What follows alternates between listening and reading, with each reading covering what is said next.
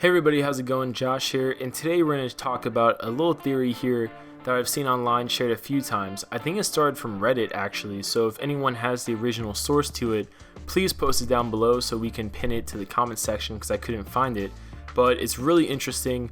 Basically, it says that Thanos secretly has been in Wakanda the whole time between Avengers Infinity War and also Avengers Endgame.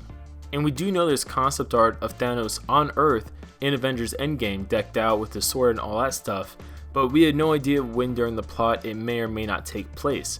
So the fact that Thanos might actually just be on Earth this whole time, specifically Wakanda, is really interesting, and actually wouldn't be the dumbest place to hide, honestly, if you had to stay on Earth, considering how secluded and unknown Wakanda is to a lot of people on the outside. I mean, who would expect Thanos to stay there, specifically in Wakanda, considering that's where the battle took place and all that stuff.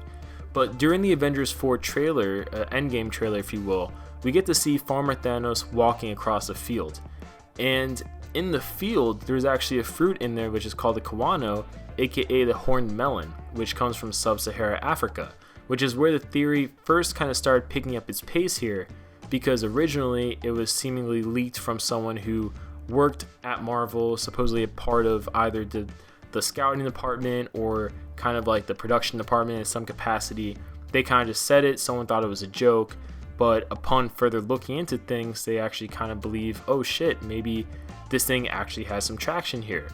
And upon being asked about where Thanos was during the events of Avengers 4, the Russo brothers said Thanos was on Titan 2, but honestly, they may have just been playing coy, considering that it's highly unlikely Thanos is on any Titan of any kind, since one, he destroyed the moon of Titan during Avengers Infinity War, or at least one of the moons, and also for numerous reasons. I mean, Star-Lord mentioned why, the planet of Titan's kind of weird, it's off its axis, for example, has no resources, it's kind of like a barren wasteland at this point, and yes, technically Thanos could fix it up, you could argue, but based on his actions in Thanos Titan Consumed and basically his behavior in general, you would think that if he would just fix up Titan, he would have permanently fixed it up by now.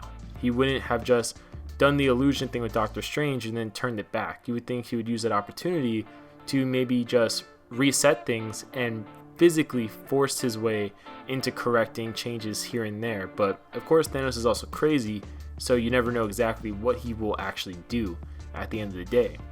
But if you look back to the end of Infinity War post-snap, when Thanos is kind of walking and people presumed he was sitting down with his little hut in an unknown planet somewhere, it looks like there's flamingos.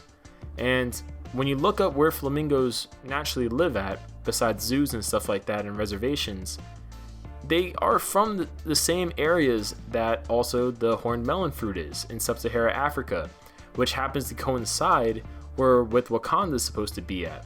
So it kind of gives more credence, if you will, to the fact that Thanos may have actually just stayed on Wakanda this whole time. And now the question transitions, well, why Wakanda?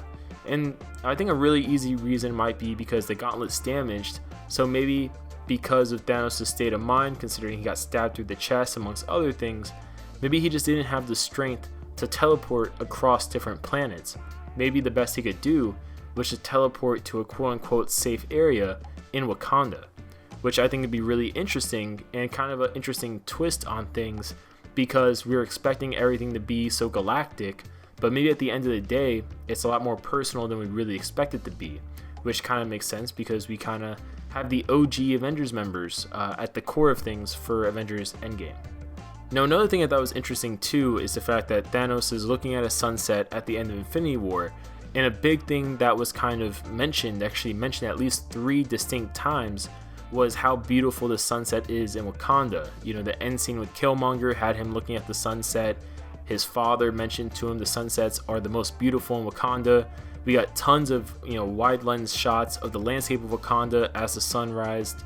So definitely it'd be really interesting if that was actually kind of just connecting everything the whole time and people were just looking over it. I mean, Marvel loves saying all the time everything's connected, but in this case, everything really would be connected in some way, shape, or form to the past movies, even the Black Panther movie, beyond the fact that the Battle of Wakanda was in Wakanda. But comment below your guys' thoughts. What do you guys think about this theory? Do you guys think it makes any sense? Do you think it doesn't make any sense? Love to hear your guys' thoughts down below, and I'll see you guys later.